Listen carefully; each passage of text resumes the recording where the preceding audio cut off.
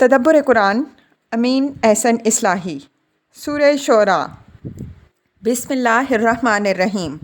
سورہ کا عمود اور سابق سورہ سے تعلق۔ یہ سورہ سابق سورہ فرقان کے مثنیٰ کی حیثیت رکھتی ہے، اس وجہ سے دونوں کے عمود میں کوئی بنیادی فرق نہیں ہے۔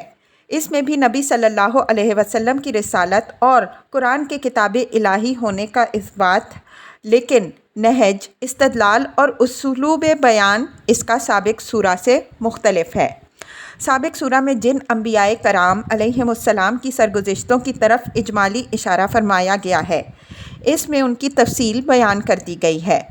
نبی صلی اللہ علیہ وسلم پر قریش کاہن اور شاعر ہونے کا جو الزام لگاتے تھے، اس میں اس الزام کی خاص طور پر تردید فرمائی گئی ہے۔ اس میں ہر پیرے کے بعد آیات ان فی ذالک لآیہ وما کان اکثرہم مؤمنین وان ربک لہو العزیز الرحیم بطور ترجیح 8 بار وارد ہوئی ہیں۔ اس ترجیح سے معلوم ہوتا ہے کہ جو لوگ آپ صلی اللہ علیہ وسلم کی صداقت کے ثبوت کے لیے آپ صلی اللہ علیہ وسلم سے کسی نشانی عذاب کا مطالبہ کر رہے تھے، وہ اس میں خاص طور پر مخاطب ہیں۔ ان کو تاریخ کے حقائق کی طرف توجہ دلائی گئی ہے کہ وہ رسولوں اور ان کے مکذبین کی تاریخ سے سبق لیں، ان لوگوں کی تقلید نہ کریں جو خدا کے عذاب میں گرفتار ہوئے۔ سورہ کے مطالب کا تجزیہ۔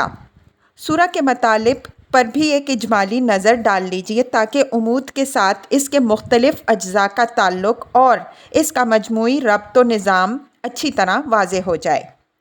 آیات 1 تا 9 تمہید، جس میں نبی صلی اللہ علیہ وسلم کو تسلی دی گئی ہے کہ اگر قرآن کے مخالفین اس پر ایمان نہیں لا رہے، کسی نشانی کا مطالبہ کر رہے ہیں، تو آپ اس چیز سے پریشان نہ ہوں۔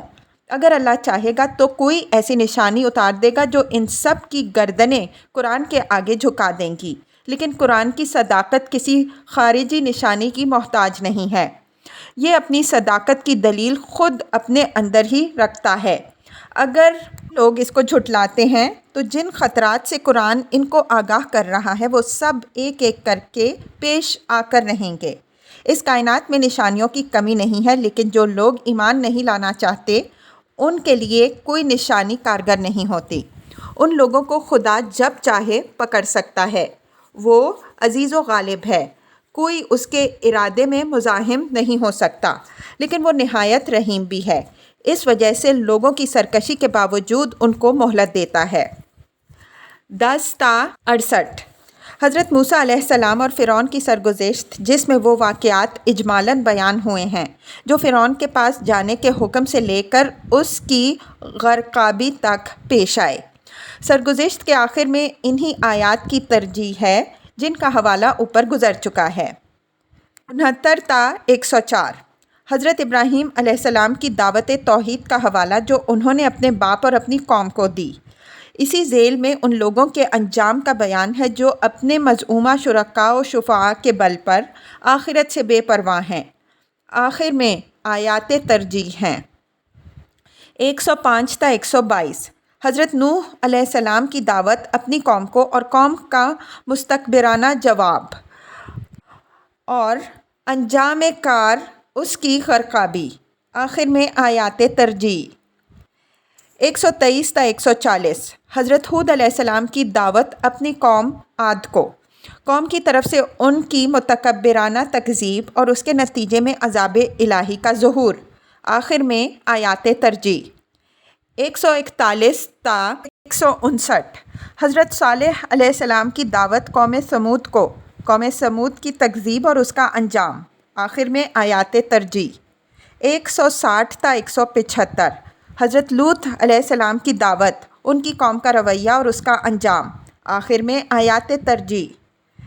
176 تا 191 حضرت شعیب علیہ السلام اور ان کی دعوت کے ساتھ اہل مدین کا سلوک اور بالآخر ان کا حشر۔